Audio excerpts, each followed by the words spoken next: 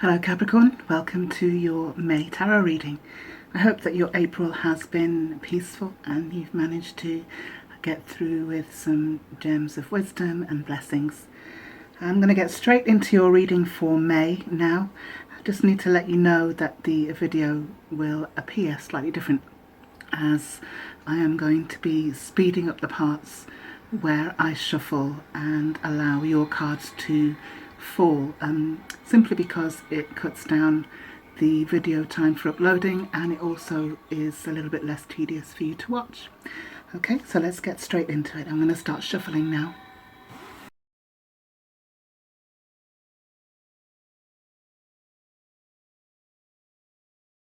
Okay, Capricorn, we have some interesting cards here for May. The first card out was the Seven of Cups. The Two of Swords was next, Ace of Cups, Page of Swords, Ten of Swords, Page of Pentacles, the Empress and the Ten of Cups. So we're starting off with an energy that talks about a review, a deeper analysis and a deeper understanding of choices, basically. Cups are all about your well-being, your abundance, your nurturing, love, etc., etc. So this is a stage that you might be in, or something that you might have realized that you need to do, that to go deeper within the choices that you make and to understand that what might first appear is not always what it turns out to be. And so the Seven of Cups kind of brings an awareness that there's an underlying energy. Sometimes we project what we desire onto a scenario, or we don't look deeply enough into it to assess how it's going to turn out. So it's kind of a bit like snakes and ladders, you know, we make our moves and sometimes we don't know how that move is going to turn out once we set our foot on that bit of ground. So it's asking you to kind of go deeper and to assess what it is that you're looking for and how you look and what it is you're putting out there into the world. We have the Two of Swords next, which talks about a choice. Again, it talks about making a decision, and you may find yourself in a position where there is a choice to be made. And the Two of Swords indicates you could be in two minds, that you're weighing and balancing things. The Two of Swords, as much as it's about mental process, can also be kind of looked at on an emotional level. In the original deck, the card shows a lady who is holding two swords crossed and blindfold. She's blindfold and she has a body of water behind her, and this always makes me think of kind of having to plumb the depths of emotion, having to go deep within to understand what it is that we feel, what it is that we want, what we want to create.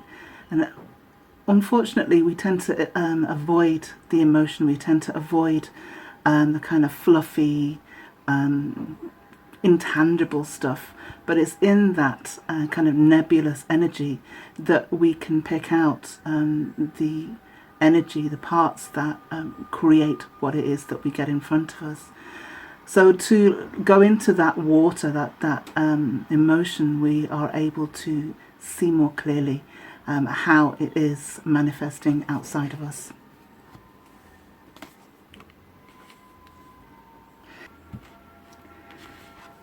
Then we have the Ace of Cups, which is a very interesting third card given the first two. It speaks about a brand new start in terms of your emotional abundance and satisfaction and nurturing.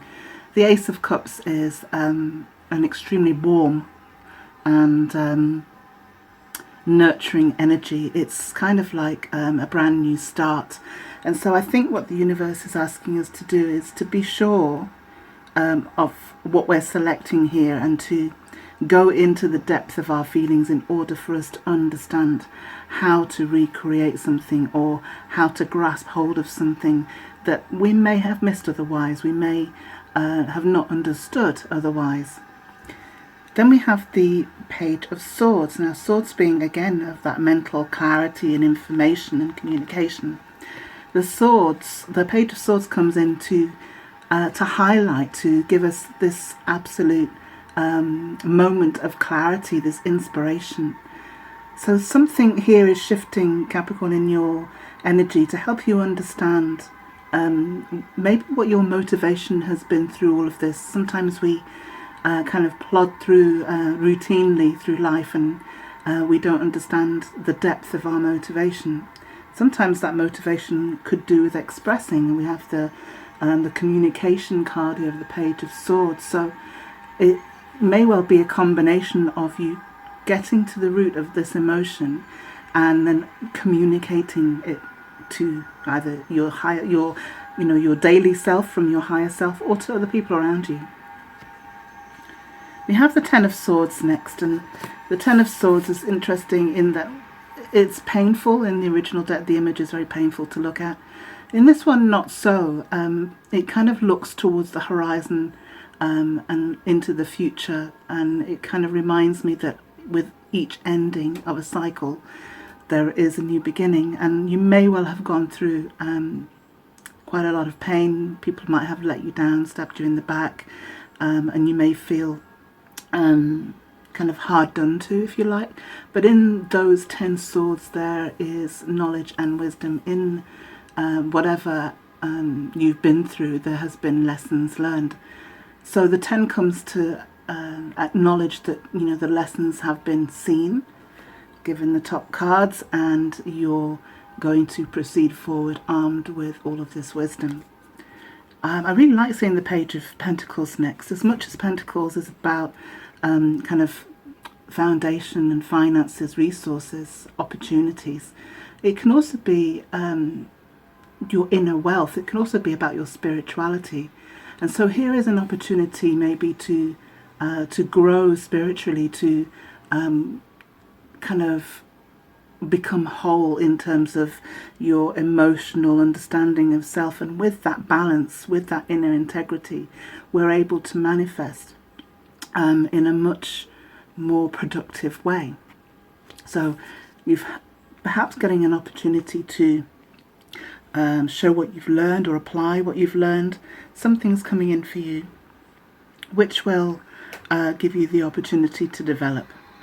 And that's reiterated or strengthened by the Empress here. The Empress being the supreme nurturer, the goddess that births worlds, quite literally. There's a very inspiring and kind of muse-like energy to the Empress. She's able to create with just intangible ideas, if I can put it that way.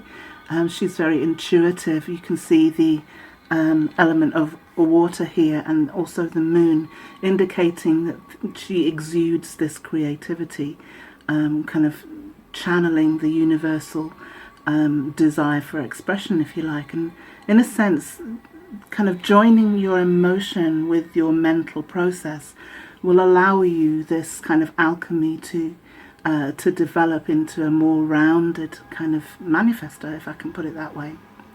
Because obviously with you being Saturn ruled, Saturn is the manifestor of the heavens upon the earth.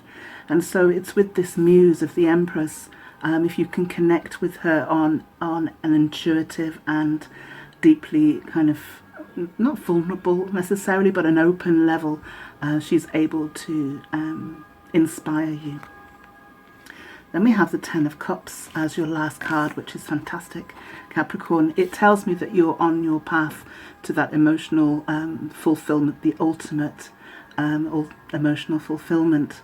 And I feel this is your journey from the 7 to the 10, is going through this kind of energy of growth and insight into self and how you create. I'm going to take another layer now for clarification.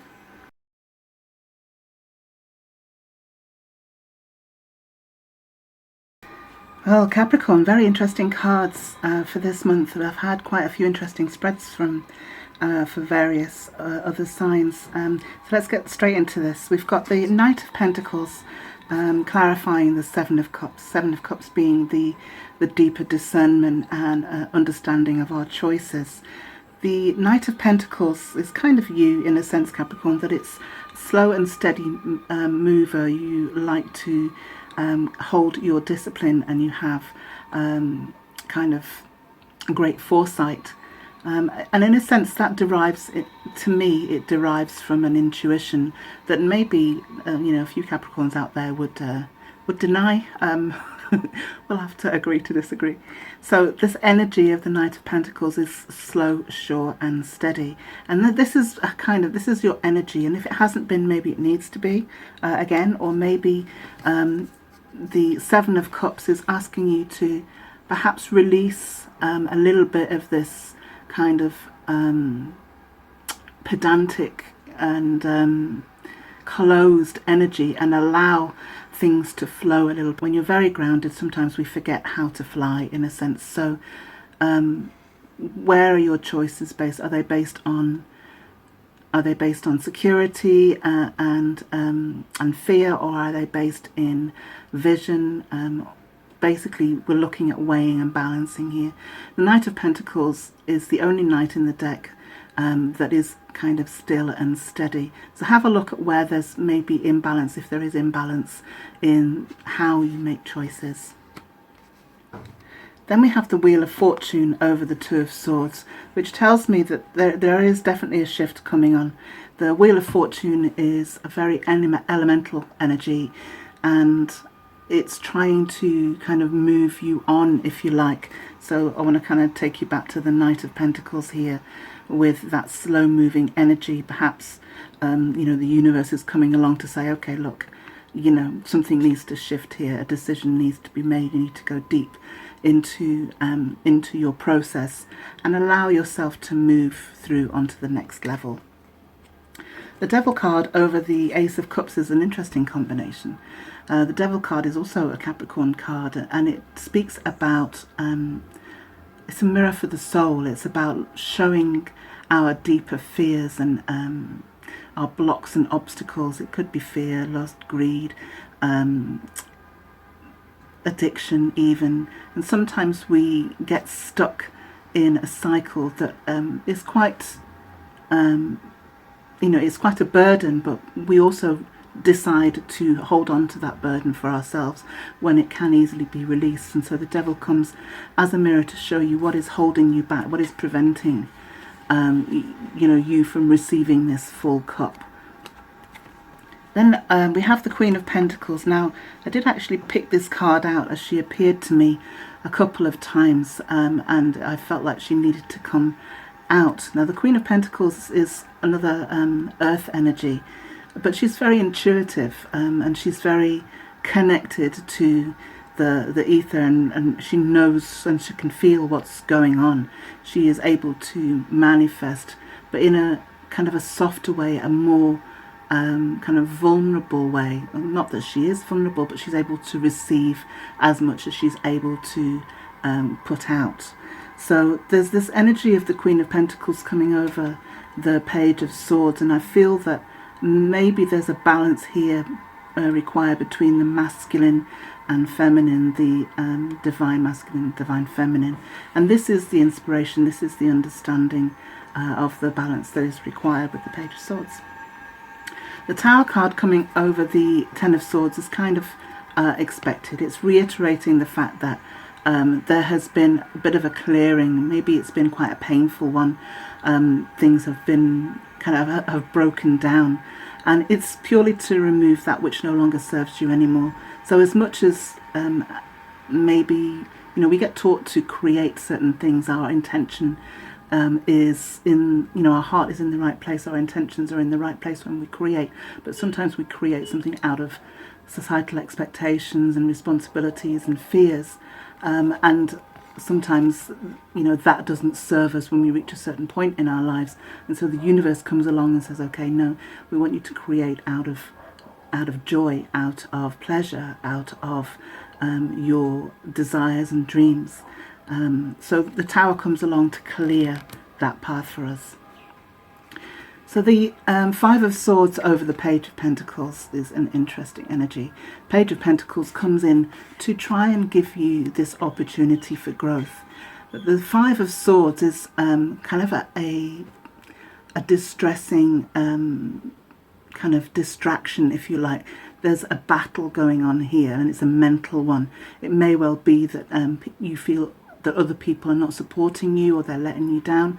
It may well be that you know, there's some resistance to your change. But the Page of Pentacles is quite solid and determined.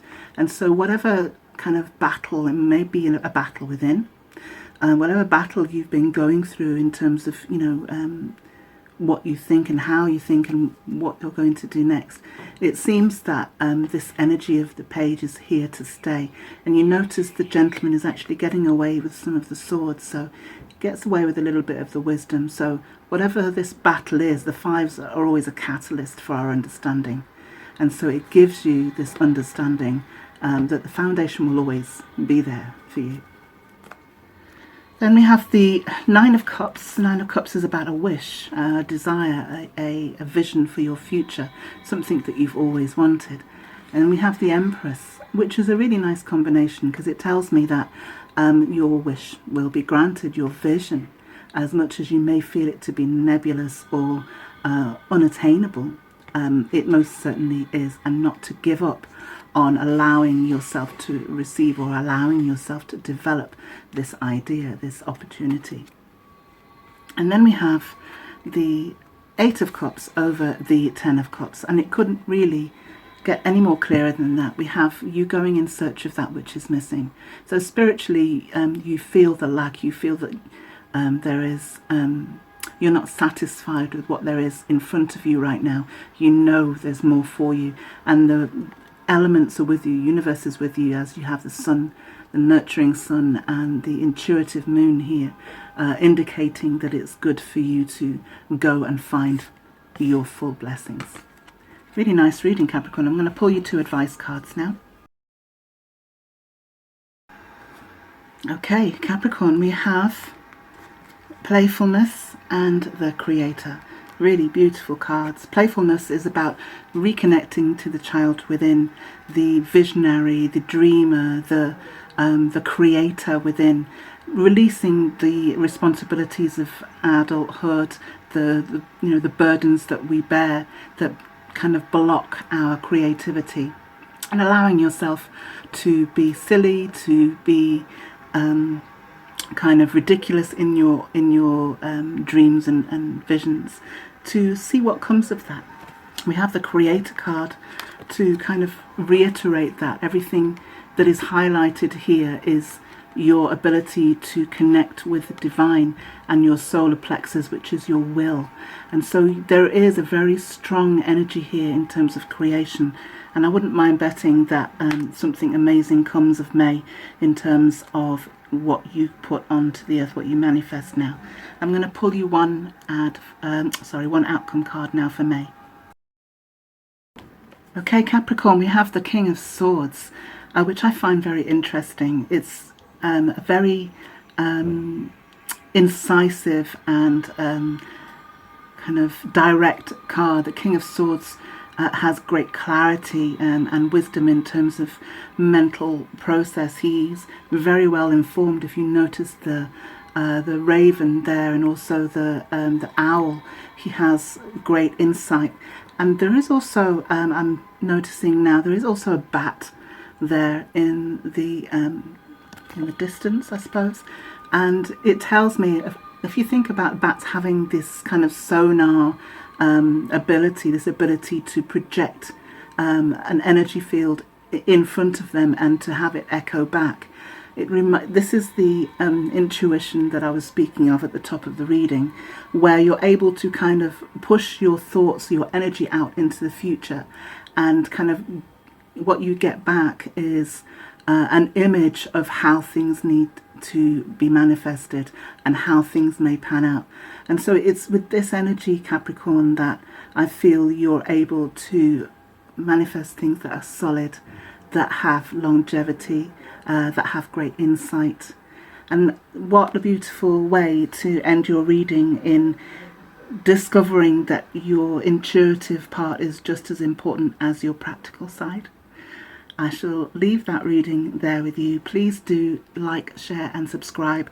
Leave your comments and I'll see you next time. Thank you.